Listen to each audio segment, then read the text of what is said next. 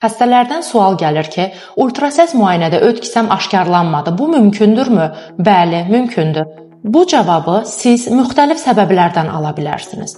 Birinci, həqiqətən də tibbdə öd kisəsinin inkişaf etməməsi halı mümkündür. Anadan gəlmə inkişaf etmir, şəxsə heç bir problem vermir, təsadüfən müayinədə aşkar olunur ki, öd kisəsi yoxdur və təşvişə düşür. Burada təşvişə gərək yoxdur. Bəzən isə uzun illər öd daşı, xroniki öd kisəsinin iltihabını keçirən şəxslərdə öd kisəsi kiçilir, büzülür və ultrasəs müayinədə görünməyə bilir.